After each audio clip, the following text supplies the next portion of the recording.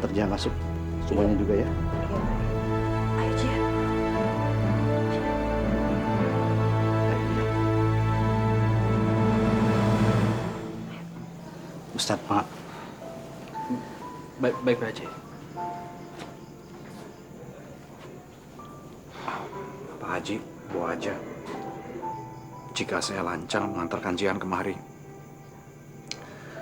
namun maksud saya datang ke sini adalah karena saya ingin sekalian pamit kepada Pak Haji dan Bu Haja. Pamit? Pamit kemana? Terus terang saya belum tahu Pak Haji. Bumi Allah ini sangat luas. Biarlah Allah yang membawa saya kemanapun arah tujuan saya nanti. Namun yang utama, sebelum itu semua, saya ingin mewakili sahabat saya Najib dan diri saya sendiri. Bila saya dan Najib membuat onar di pesantren yang pernah menyebabkan suatu masalah yang sangat besar, mungkin melukai hati Pak Haji dan Bu Haja, saya pribadi ingin mengucapkan maaf pada Pak Haji. Ampuni kami berdua, Pak Haji. Kamu nggak usah bicarakan lagi masa lalu. Tanpa kamu meminta pun, saya dan insya Allah kami semua sudah memaafkan kamu.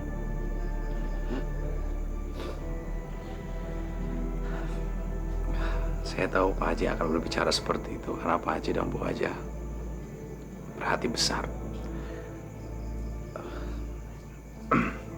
Saya minta maaf Pak Haji kalau saya tidak sanggup masuk untuk menyaksikan hari kebahagiaan Pak Haji dan Bu Haja. Karena terus terang saya pribadi tidak akan pernah sanggup melihat Jihan bersanding dengan orang lain. Jadi kalau boleh, saya ingin permisi sekarang Pak Haji.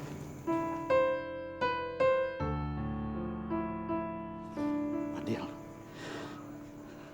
sejujurnya saya ingin sekali. Saya ingin sekali kamu menyaksikan pertunangan ini. Tapi saya bisa paham, bisa memahami perasaan kamu. Yang harus kamu ingat juga Najib. Pintu hati kami dan pintu pesantren ini selalu terbuka untuk kalian.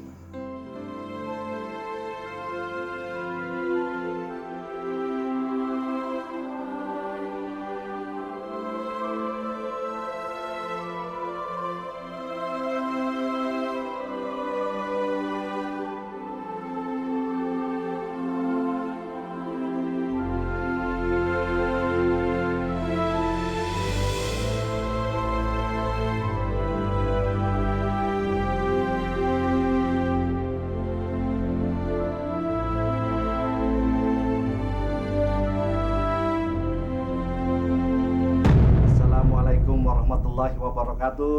Waalaikumsalam warahmatullahi wabarakatuh. Alhamdulillah, kita dipertemukan lagi dalam keadaan sehat walafiat. Puji syukur kehadirat Allah Subhanahu wa taala. Dan alhamdulillah, malam ini untuk kesekian kalinya juga akan dilangsungkan pertunangan antara putri saya Jihan dengan Ustadz Abdul Rashid. Namun sebelumnya ada hal yang ingin saya tanyakan dulu kepada Jihan putri saya. Apakah Jihan sudah siap dan bersedia dengan ikhlas dan tulus untuk dipertunangkan sampai akhirnya nanti kelak menikah dengan Ustadz Abdul Rashid?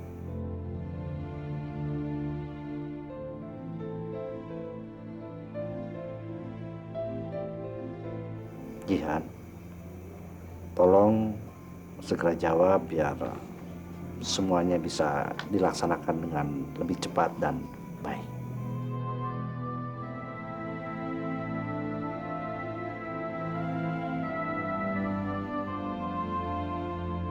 Alhamdulillah, Jihan sudah mengangguk yang artinya sudah menerima dengan ikhlas. Ada yang keberatan dengan pertunangan ini?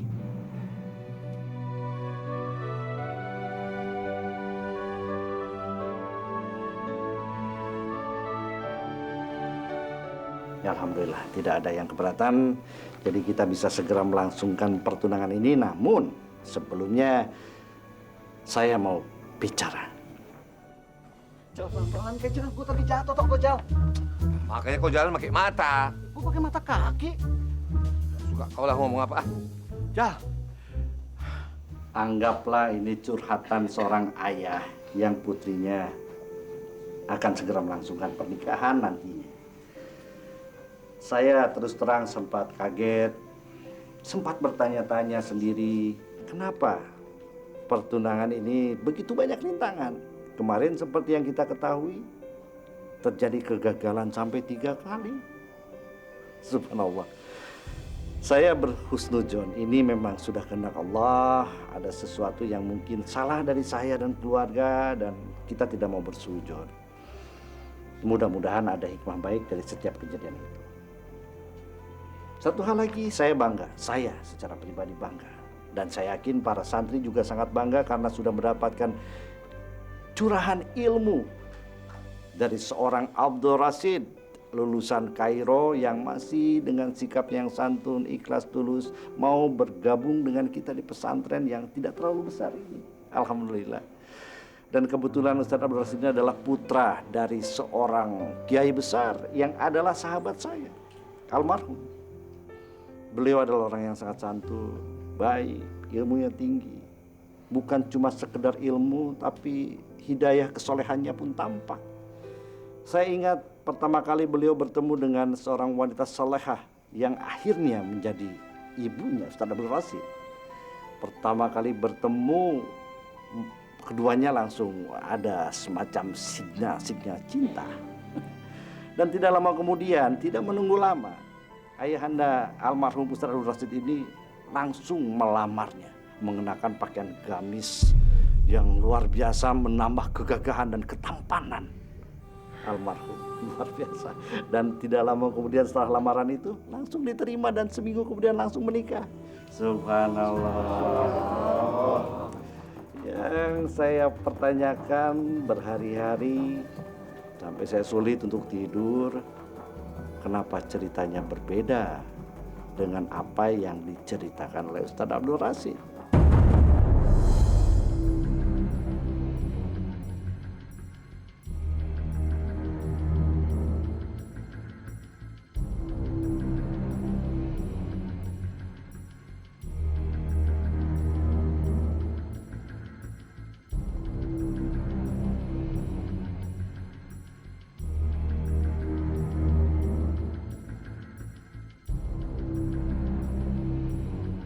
Jadi tadi siang saya sempat bercerita banyak dengan Ustaz Abdul Rashid. Ya, ini juga ada kaitannya dengan kejadian pertunangan yang dapat kendala sampai 3 kali berturut-turut.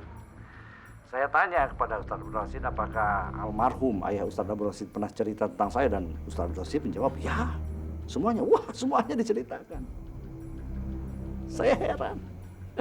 Saya heran bisa semuanya diceritakan. Seperti apa? Saya mengatakan kalau Pak Haji yang menjadi mak comblang di antara mereka berdua. Makasih Pak Haji, kalau nggak ada Pak Haji, belum tentu ada saya.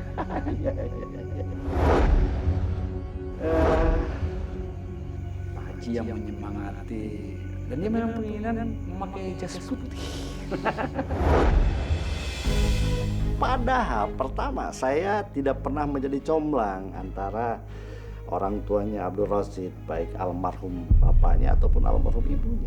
Yang kedua, saya yakin, seyakin-yakinnya kalau almarhum ayahanda Abdul Rashid waktu itu mengenakan pakaian gamis saat mendatangi almarhumah ibunya Abdul Rashid.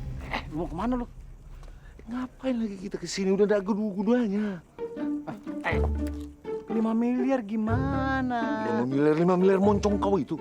Udah lupakan itu. Sekarang yang penting kita gadaikan sertifikat tanah pesantren itu. Uangnya kita habisin semua buat senang-senang. Ayo. Udah, ayo.